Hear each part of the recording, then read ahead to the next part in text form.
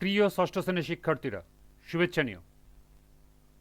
আজকে আমি তোমাদের 2025 সালের বিজ্ঞান বিষয়ের নতুন বই থেকে তৃতীয় অধ্যায়ের অনুশীলনীর সৃজনশীল প্রশ্ন 2-এর সমাধান করে দেব। প্রথমে তোমাদের বলবো, যারা আমার চ্যানেলটি সাবস্ক্রাইব করো নাই তারা আমার চ্যানেলটি সাবস্ক্রাইব করবে এবং আমার সাথে থাকবে। তাহলে চলো আমরা ক্লাস শুরু করি। তৃতীয় অধ্যায়ের সৃজনশীল প্রশ্ন 2। এখানে একটি চিত্র দেওয়া আছে, একটা স্টারের চিত্র দেওয়া আছে। তার মধ্যে কোষের 6টি অঙ্গাণুর নাম দেয়া আছে। মাঝেতে আছে সেন্ট্রোসোম, কোষ গহ্বর, ছোট কোষ গহ্বর, বড় কোষ গহ্বর, ক্লোরোপ্লাস্ট, ক্লোরোপ্লাস্ট এবং নিউক্লিয়াস। প্রথম প্রশ্ন, কোষ কি? দ্বিতীয় প্রশ্ন, জনন কোষ বলতে কি বোঝায়? তৃতীয় প্রশ্ন, তারকা চিত্রে অবস্থিত প্রয়োজনীয় অঙ্গাণু ব্যবহার করে প্রাণীকোষের একটি চিত্র অঙ্কন করো। এবং সর্বশেষ প্রশ্ন, উদ্ভিদে খাদ্য উৎপাদনের ক্ষেত্রে তারকা চিহ্নিত অবস্থিত কোন অঙ্গাণু গুরুত্বপূর্ণ ভূমিকা পালন করে ব্যাখ্যা করো। তাহলে চলো এখন আমরা এই 4টি প্রশ্নের সমাধান দেখে নিই।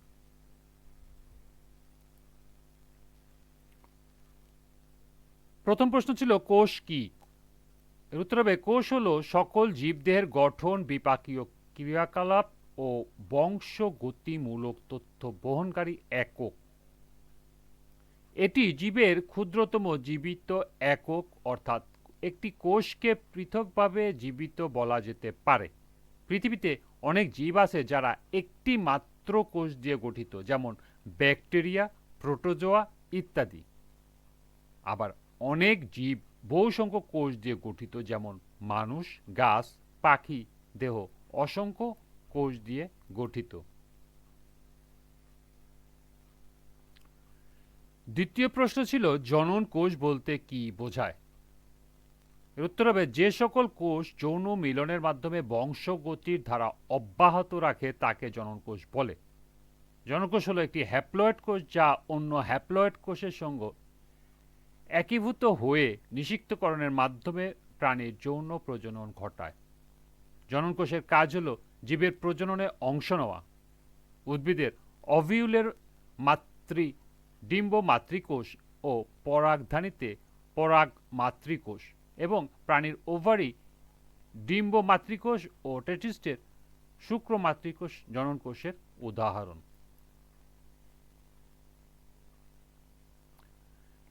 তৃতীয় প্রশ্ন ছিল তারকা চিত্রে অবস্থিত প্রয়োজনীয় অঙ্গাণু ব্যবহার করে একটি প্রাণী কোষের একটি চিত্রিত চিত্র অঙ্কন করো। এর সমাধান হবে উদ্দীপকের তারকাচিত্র অবস্থিত অঙ্গাণুর মধ্যে কোষ প্রাচীর, বড় কোষ গহ্বর ও ক্লোরোপ্লাস্ট প্রাণী কোষে থাকে না।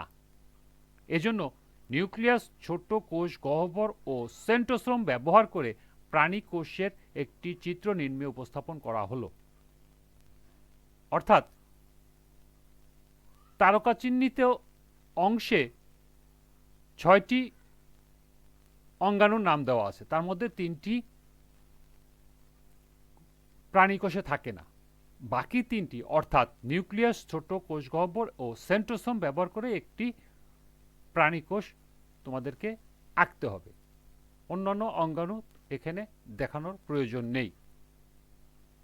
এখানে একটি প্রাণী কোষের চিত্র দেখা যাচ্ছে। এর মধ্যে এটি হলো সেন্ট্রোসোম, যার মধ্যে সেন্ট্রিওল থাকে, যেটা তোমাদের মার্কিং করার প্রয়োজন নাই, কিন্তু দেখাই দিতে হবে। মাঝে থাকবে নিউক্লিয়াস, নিউক্লিয়াসের মধ্যে নিউক্লিওলাস এবং ক্রোমোজোম থাকে, সেগুলো তোমাদের দেখাই দিতে হবে, বাট মার্কিং করে লিখে দেওয়ার প্রয়োজন নেই। আর কোষ, ছোট কোষ গহ্বর, সেটাও তোমাদের একটি মার্কিং করে দেখা দিতে হবে।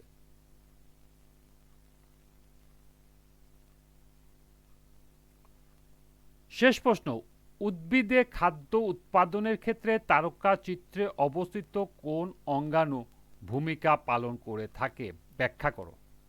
এর উত্তর হবে উদ্দীপকে তারকাচিত্রে অবস্থিত অঙ্গাণুর মধ্যে ক্লোরোপ্লাস্ট উদ্ভিদে খাদ্য উৎপাদনে ভূমিকা পালন করে থাকে। প্লাস্টিড উদ্ভিদের এক অনন্য বৈশিষ্ট্য। সজীব উদ্ভিদকোষের সাইটোপ্লাজমে বর্ণহীন অথবা বর্ণযুক্ত গোলাকার বা ডিম্বাকার অঙ্গাণুকে প্লাস্টিড বলে। প্লাস্টিড উদ্ভিদের খাদ্য সংশ্লেষে, বর্ণ গঠনে ও খাদ্য সঞ্চয়ে মুখ্য ভূমিকা পালন করে। ক্রোমোপ্লাস্ট বা বর্ণযুক্ত প্লাস্টিড দুই রকম, একটি হলো ক্লোরোপ্লাস্ট আর একটা হলো ক্রোমোপ্লাস্ট। আর আমরা জানি যে আরেকটা আছে, সেটা হলো বর্ণহীন প্লাস্টিক। উদ্ভিদের সবচেয়ে গুরুত্বপূর্ণ প্লাস্টিড হলো ক্লোরোপ্লাস্ট। ক্লোরোপ্লাস্টে সবুজ বর্ণের ক্লোরোফিল নামক অণু থাকে। প্লাস্টিডের গ্রানা অংশ সূর্যালোককে আবদ্ধ করে রাসায়নিক শক্তিতে রূপান্তরিত করে। এই আবদ্ধ রাসায়নিক সৌরশক্তি স্ট্রমাতে অবস্থিত উৎসেচক সমষ্টি, বায়ু থেকে সংগৃহীত কার্বন ডাই অক্সাইড এবং কোষের ভিতরকার পানি ব্যবহার করে সরল শর্করা তৈরি করে, অর্থাৎ সালোকসংশ্লেষণ পদ্ধতিতে খাদ্য তৈরি করে। ক্লোরোপ্লাস্টের উপস্থিতির কারণে উদ্ভিদের পাতা ও কচি শাখা প্রশাখা সবুজ দেখায়। কোষের মাইটোকন্ড্রিয়ার মতো ক্লোরোপ্লাস্টেরও নিজস্ব ডিএনএ আছে। সুতরাং বলা যায় উদ্দীপকে উল্লেখিত অঙ্গাণুর মধ্যে ক্লোরোপ্লাস্ট উদ্ভিদে খাদ্য পালনে ভূমিকা পালন করে থাকে। এই ছিল দ্বিতীয় সৃজনশীলের 4টি প্রশ্নের সমাধান। তোমরা এগুলো এখান থেকে নোট করে নিতে পারো।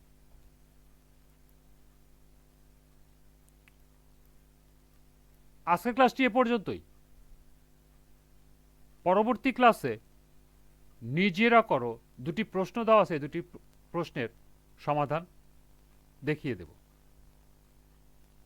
সবাইকে আবারও বলছি, যারা আমার চ্যানেলটি সাবস্ক্রাইব করো না তারা আমার চ্যানেলটি সাবস্ক্রাইব করবে এবং আমার সাথে থাকবে।